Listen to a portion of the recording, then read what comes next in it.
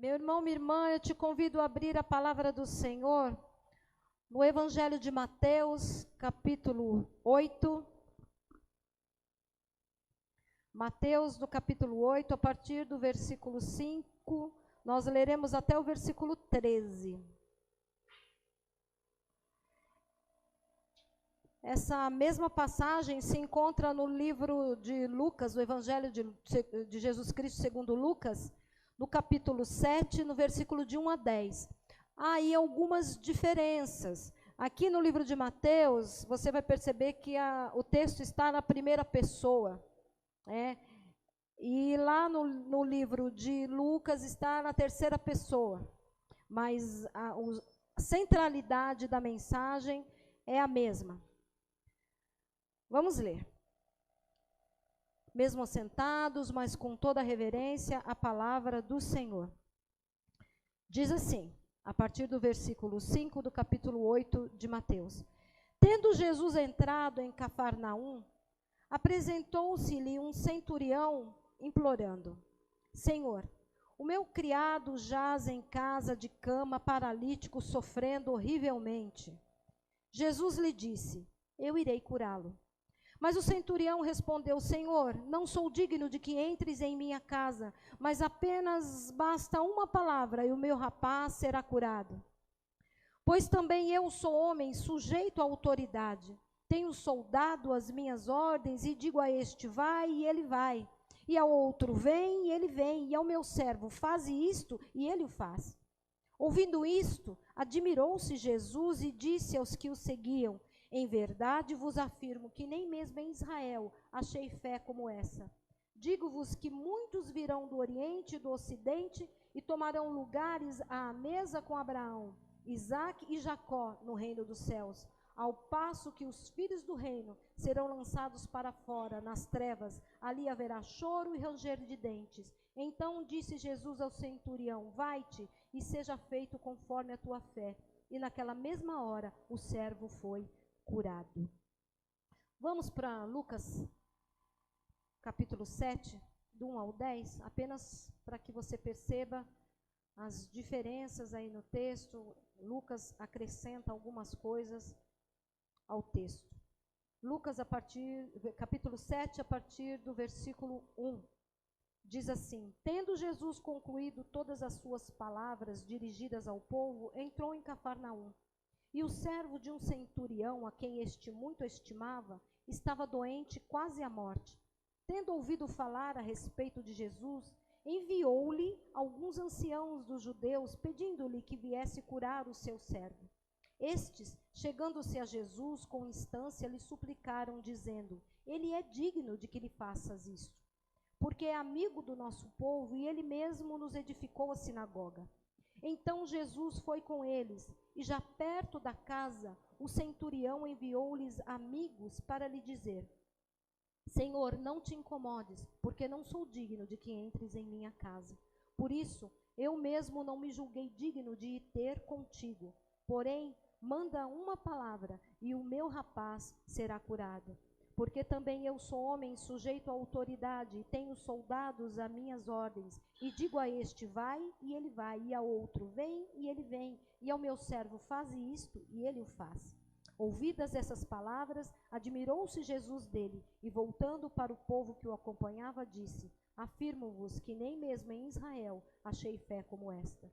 E voltando para casa, os que lhe foram enviados encontraram curado o servo. Amém? Vamos orar?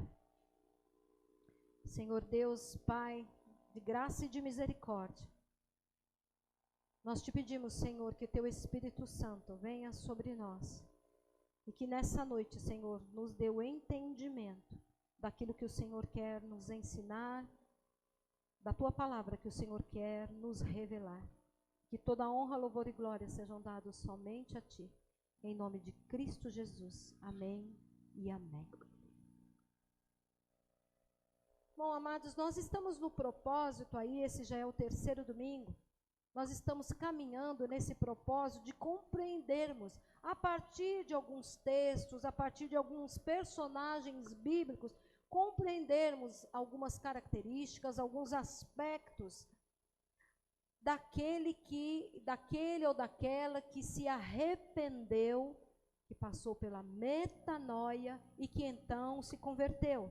Aquele e aquela que verdadeiramente experimentou do arrependimento, da renovação da sua mente, da transformação da sua forma de ver o mundo, da sua forma de se posicionar diante do mundo, diante do outro, diante de Deus.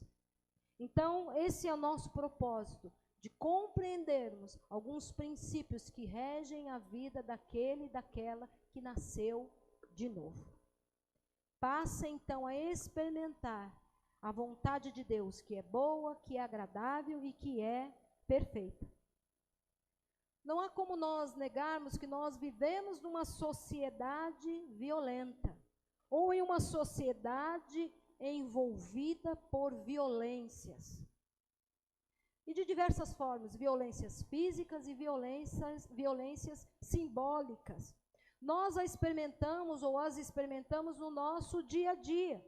Desde a criminalidade que é presente em suas diversas manifestações, passando por uma violência que é social, uma violência que se interpõe entre aquilo que a lei nos garante enquanto direitos.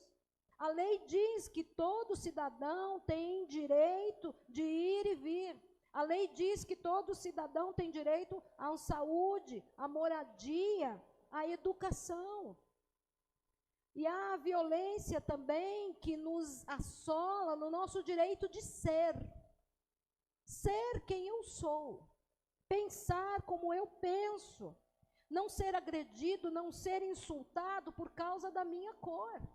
Poder entrar em um restaurante e ser tratado como um igual, independente da minha cor, independente da forma como eu estou vestida, independente da minha classe social,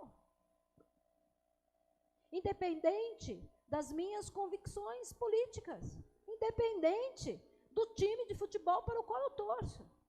Hoje, tudo é motivo de violência, tudo é motivo de intolerância, tudo é motivo de agressividade. Violências físicas, violências simbólicas, que nos assolam e que tomam conta da nossa sociedade, que já vão sendo tidas como normais.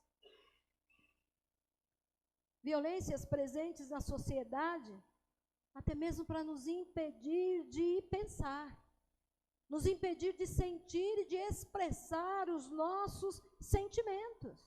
Quem nunca ouviu a frase, ou talvez muitos de nós a tenhamos dito, homem que é homem não chora.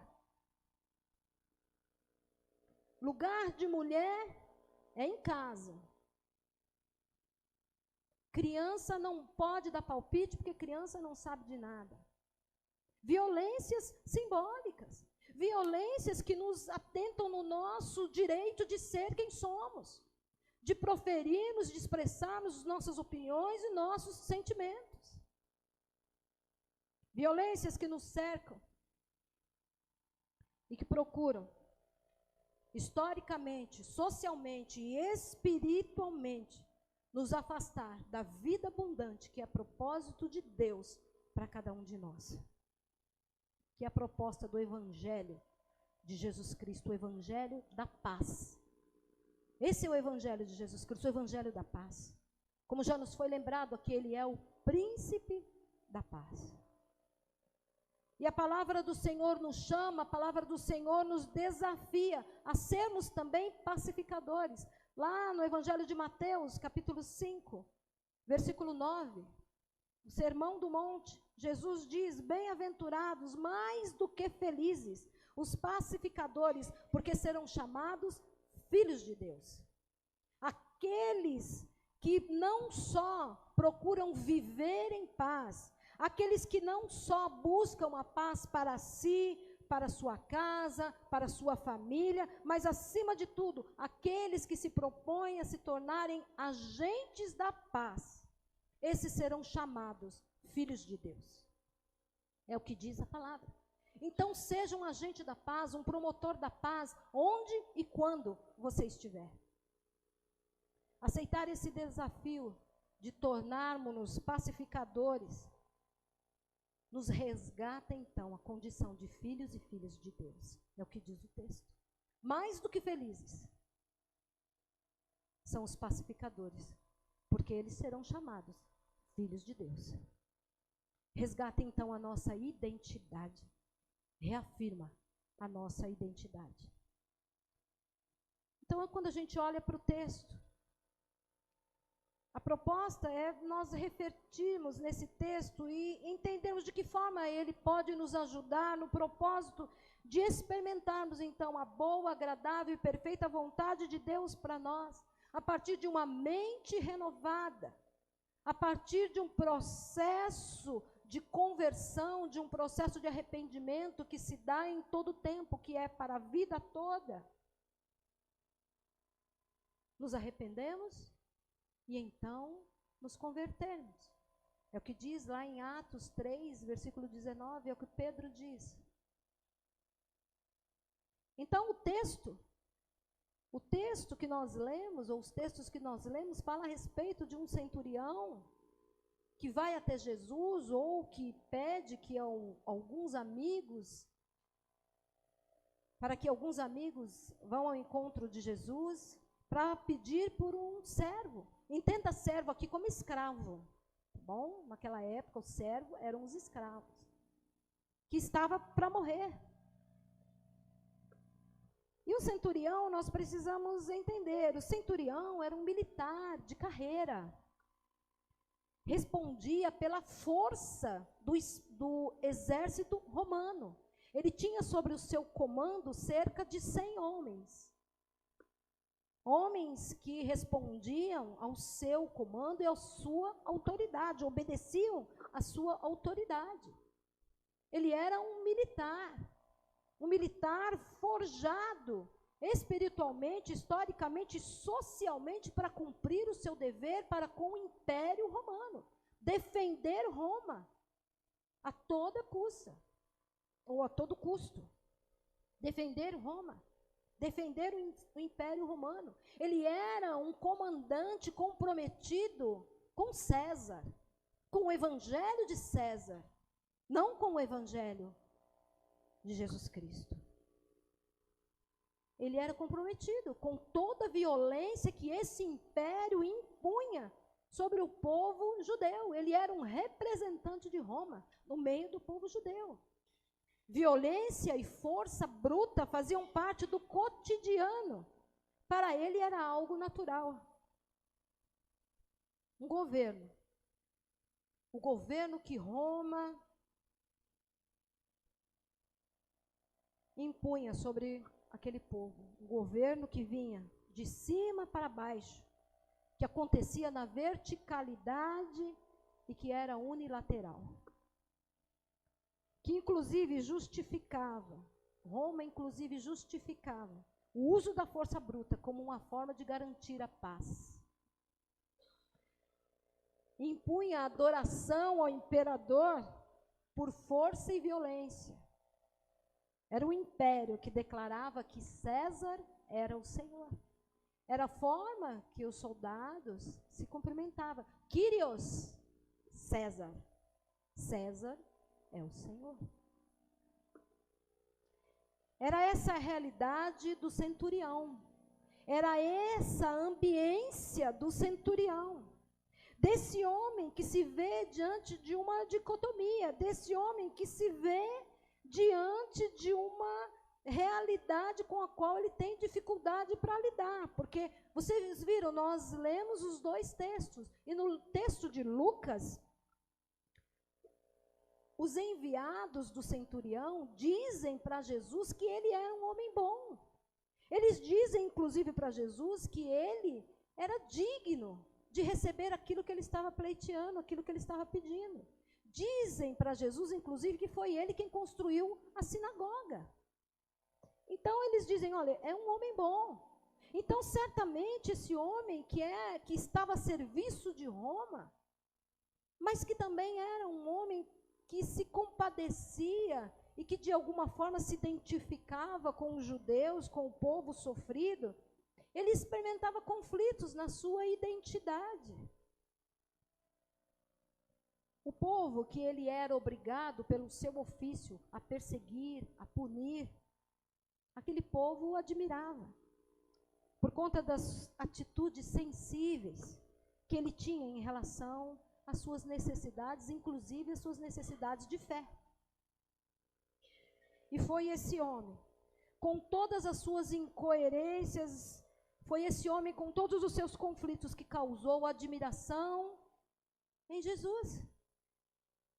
Jesus diz, no versículo 10, ouvindo isso, admirou-se Jesus e disse àqueles que o seguiam: em verdade eu vos afirmo que nem mesmo em Israel eu vi uma fé como essa. Ou seja, toda a fé professada e conhecida lá no Antigo Testamento, dos profetas e dos sacerdotes e dos reis, toda a fé contida ali no Novo Testamento, nada disso fez com que Jesus pudesse conhecer, ou não foi motivo para que Jesus se admirasse da fé. E a fé desse homem superou a fé de tantos. Porque ele colocou nem mesmo em Israel. Superou a fé de tantos que caminharam com Jesus e de tantos que dedicaram as suas vidas para servir a Deus. E Jesus estava dizendo para aqueles que o seguiam também, para os seus discípulos: olha, nem mesmo entre vocês eu vi uma fé como essa.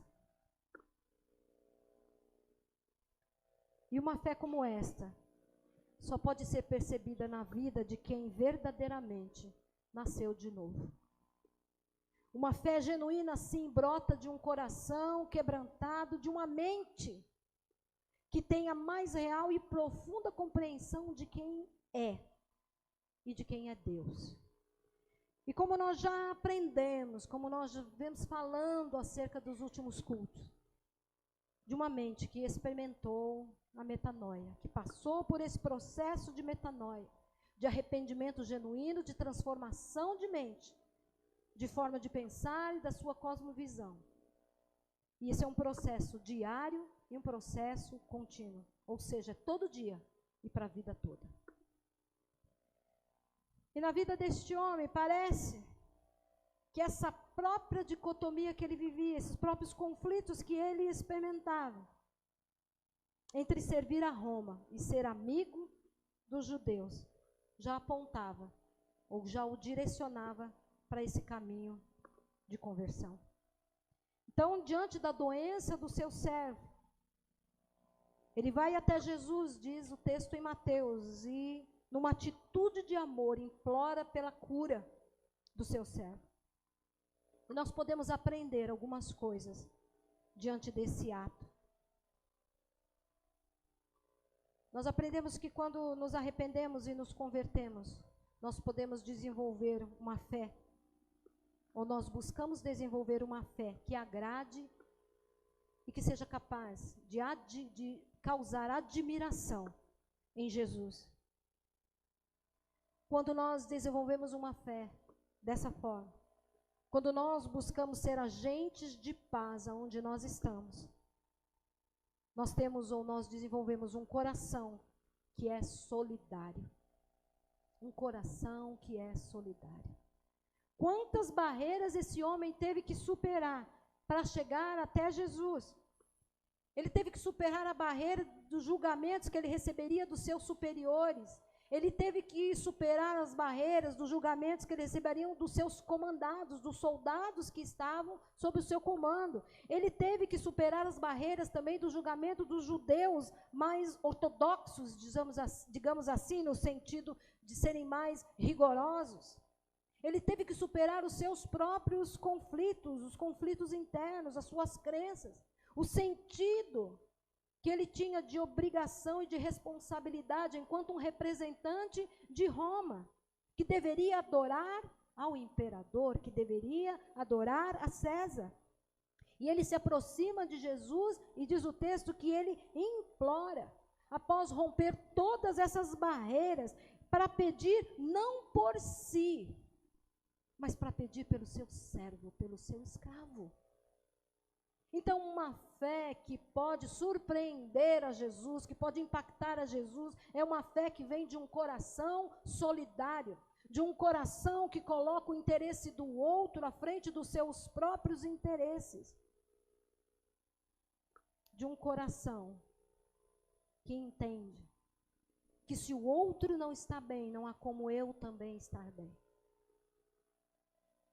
De um coração que não se subjuga impondo a sua vontade, que não segrega, que não julga. Um coração que não viola o direito do outro, que não busca calar a voz do outro, para que somente a sua voz seja ouvida. Um coração que não nega o valor do outro, que não desqualifica, que não desconsidera as necessidades de ser, de existir, de expressar-se livremente. Que não ignora os princípios de equidade, de igualdade, de solidariedade, de fraternidade. Amados e amadas, vocês não têm ideia de quantas pessoas eu atendo em gabinete que se sentem anulados, desrespeitados dentro dos seus relacionamentos, que vivem relacionamentos abusivos. Essa semana mesmo eu conversei com uma pessoa muito querida, um irmão muito querido nosso, que se sentia assim dentro do seu relacionamento. Quantos relacionamentos abusivos nós presenciamos, que desqualificam o outro, que não olham para o outro como igual, como alguém de valor. Quantos relacionamentos onde as pessoas são humilhadas, se sentem retraídas diante da força e da violência, de palavras que maltratam, de palavras que machucam, de palavras que matam. E como povo de Deus, como cristãos que nós somos, discípulos e discípulas de Cristo, que experimentaram, ou que estão vivendo, ou que estão experimentando esse processo de conversão, esse processo de renovação de mente, nós precisamos ter atitudes que nos levem ao encontro do outro, que gerem relacionamentos horizontais, que moldem o nosso olhar para que nós possamos nos enxergar como iguais. Porque é no encontro com o outro, é no encontro com o outro que eu me encontro e que eu encontro o próprio Deus. Uma outra lição que esse texto nos traz também é que a fé que causa admiração em Jesus é aquela que não vê Jesus apenas como o provedor, não vê Jesus apenas como aquele que pode realizar milagres, mas é a fé daquele que reconhece Jesus como autoridade sobre a sua vida, que reconhece a soberania e o poder de Jesus. Na parte B do versículo 8, o centurião diz: apenas manda uma palavra e o meu servo será curado. Ele reconhece a autoridade, a soberania, o poder de Jesus. Ele diz: olha, eu mesmo sou autoridade. Eu digo para um, vai, e ele vai. Eu digo para o outro, vem, ele vem. Eu digo para o meu servo, faça, e ele faz. Então eu reconheço a sua autoridade e eu me submeto a ela. Esse que às vezes é o grande problema. Nós podemos até reconhecer a autoridade de Jesus, reconhecer o senhorio de Jesus, reconhecer a soberania de Jesus, mas nós não nos submetemos a essa autoridade, a essa soberania e a esse senhorio. Nós buscamos Jesus para obter dele favores. Buscamos Jesus não pelo desejo de servi-lo, mas pelo desejo de sermos servidos por ele. E uma fé que pode surpreender Jesus, uma fé de um verdadeiro pacificador, de uma verdadeira pacificadora, é uma fé que entende que Jesus é a fonte de vida e que só nele poderemos encontrar palavras de vida eterna. E eu vou livremente até ele, livremente eu me submeto a autoridade dele. A autoridade dele não é como a autoridade romana, que era imposta. A autoridade dele é colocada. E nós aceitamos ou não, nos submetemos ou não. A escolha é nossa. Porque a palavra do Senhor diz que não é por força, nem por constrangimento, é pelo meu Espírito. Outra lição que nós aprendemos é que a fé que é capaz de admirar a Jesus, ela se revela na capacidade de reconhecermos quem nós somos. Na parte A do versículo 8, diz: o centurião respondeu: Senhor, eu não sou digno de que entres em minha casa. É como se ele estivesse olhando para ele mesmo e se perguntando: quem sou eu? E essa é uma pergunta que nós precisamos fazer para nós mesmos. Quem sou eu? Quem sou eu, Senhor? O centurião respondeu, e eu não sei como você poderá responder, mas ele respondeu: eu sou aquele que persegue o teu povo. Ele poderia ter dito: olha, eu sou um homem bom. Afinal de contas, os próprios judeus deram testemunho para Jesus, nós vemos isso no Evangelho de Lucas, a respeito dele. Intercederam por ele, então ele poderia se afirmar nisso: olha, eu sou um homem bom, eu até construí uma sinagoga para esse povo. E além de tudo, olha, eu sou uma autoridade. Eu sou uma autoridade. Às vezes podemos ser nós. Ó Senhor, eu sou tão bom, olha, eu até sou pastora. Eu tenho autoridade também, Senhor. Eu frequento os cultos, eu frequento as reuniões de oração, eu participo do louvor, podemos pensar em vários exemplos. Mas ele não, ele reconheceu, ele disse: olha, eu não sou digno que o Senhor venha até mim. Eu não sou digno que o Senhor entre na minha casa. Lá no Evangelho de Lucas, ele também diz: olha, por isso eu não fui até o Senhor, porque eu não me sinto digno nem de ir até o Senhor. Que dirá o Senhor vir até mim? Porque eu ainda sou aquele que maldigo, eu ainda sou aquele que invejo, eu ainda sou aquele que minto, eu ainda sou aquele pobre, eu ainda sou aquele necessitado, ou aquele que reconhece que o bem que quer não faz, mas o mal que não quer, esse sim, está sempre diante de mim, como diz Paulo.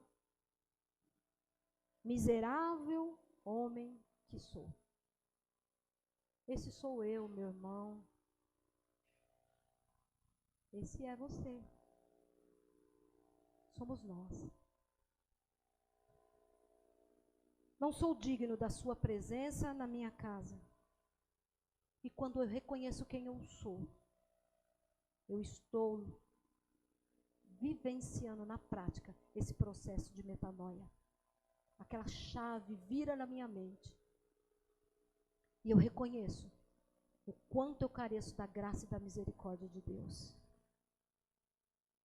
E aí eu me arrependo verdadeiramente e eu me converto ao Evangelho. Ao Evangelho que não é uma doutrina, o Evangelho que não é um conjunto de regras, o Evangelho que é uma pessoa, a pessoa de Jesus Cristo. Jesus é a manifestação do amor de Deus para toda a humanidade. Jesus é aquele que tem palavras de cura para toda a humanidade. Eu sei que eu não sou digno, porque muitas vezes eu tenho sido, sim, agente de violência nesse mundo, ao invés de ser um agente da paz. Mas eu imploro que pelo poder da sua palavra, e eu sei que basta apenas uma palavra, para que toda a minha realidade seja transformada, para que a cura venha.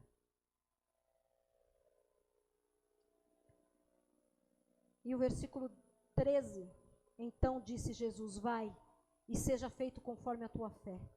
E naquela mesma hora o servo foi curado. A fé que impressiona Jesus se fundamenta no amor. A fé que impressiona Jesus é a fé de homens e mulheres que buscam ser agentes de paz numa sociedade que prega, que vive a violência em todos os seus níveis. A palavra desse mundo é uma palavra de violência, é uma palavra de morte, mas a palavra do Senhor é a palavra de paz, de esperança e vida. Jesus é a palavra, é o Logos que foi encarnado, é a manifestação de todo o amor de Deus. E Jesus tem nessa noite palavras de vida para você. Eu quero te convidar a fechar os teus olhos, se colocar na presença do Senhor. E enquanto você ouve essa canção, você tenha uma conversa sincera com o Senhor. Quem você tem sido nesse mundo? Você tem sido um agente de paz? Ou você tem sido um colaborador de tanta violência? Quem você tem sido? Aquele que Jesus chamou para viver o evangelho da paz. Você tem olhado para o lado e se importado com o seu próximo? Você tem procurado caminhar nos caminhos que levam à vontade do Senhor? Você tem moldado o seu olhar para enxergar o outro como igual? A dor do outro tem doído em você? E o que é que você tem feito a respeito? Você tem buscado o reino de Deus e a justiça própria do reino de Deus? Você tem tido um coração solidário, que não subjuga, que não se impõe, que não segrega, que não julga, que dá voz ao outro, que se sensibiliza com a necessidade do outro, que reconhece a necessidade da expressividade do outro? Ou você só se importa com as suas próprias vontades e em expressar as suas próprias vontades?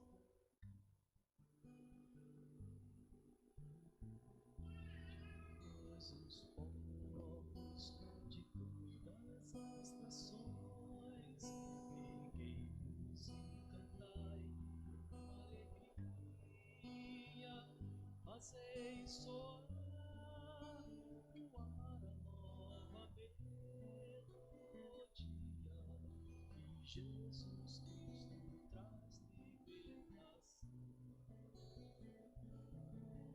É tempo de romper a vil escravidão que vós exercem, homens ou ideias.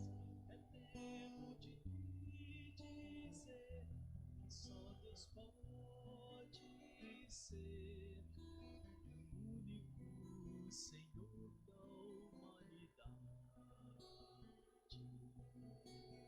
A verdade vos libertará. Sereis em Cristo verdadeiramente livres. Vinde todos, Senhor, vinde já e celebrai com alegria vossa libertação.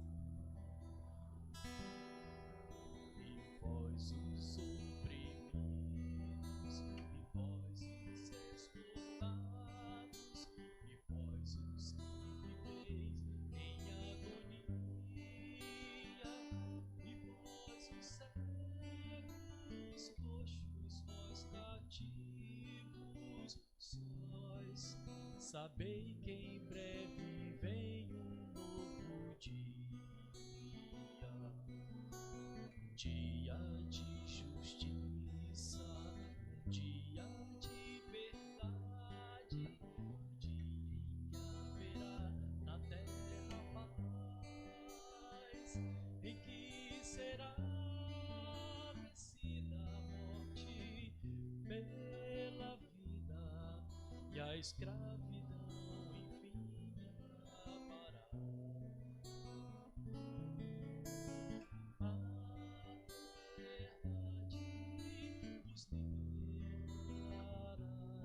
Sereis em Cristo verdadeiramente livres.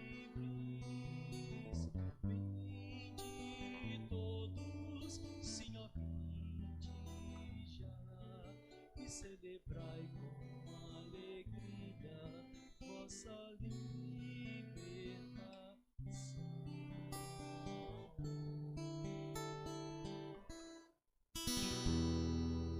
Senhor Deus e Pai Todo-Poderoso, eis aqui a tua igreja, Senhor. E nós declaramos que tu és o Senhor da igreja. Tu és, Cristo é o Kyrios, o nosso Senhor. E nós reconhecemos a tua autoridade, a tua soberania, Senhor. E nós clamamos, Deus, por essa liberdade que o teu Espírito nos dá. E clamamos que o Senhor nos liberte da escravidão, do pecado, Senhor. Da escravidão de mentes aprisionadas, Deus. De mentes que têm se moldado aos padrões dessa sociedade, aos padrões desse mundo, Senhor. Nós te pedimos, nós clamamos, renova as nossas mentes para que nós possamos ser quem o Senhor tem nos chamado para ser, quem o Senhor nos criou para ser. Em nome de Cristo Jesus, já é tempo de rompermos, Deus, com todas as barreiras que nos impedem, Senhor, de anunciarmos a Tua palavra por meio das nossas vidas, de sermos verdadeiros discípulos e discípulas do Senhor, de Te servirmos com fidelidade, custe o que custar. Vem sobre nós, Senhor, nessa noite. Renova-nos, Senhor, encoraja-nos, Senhor, diante de todos os desafios que possamos experimentar, Deus. Que nós não nos calemos, Senhor, diante das injustiças, diante das guerras, diante da violência, Senhor. Mas que sejamos promotores da paz, da Tua paz. A paz que excede todo entendimento é a paz que vem de Ti, Senhor. E nós queremos sim ser esses pacificadores, porque nós queremos ser reconhecidos como filhas e filhas de Deus. Ajuda-nos, Senhor. Em nome de Cristo Jesus. Amém e amém.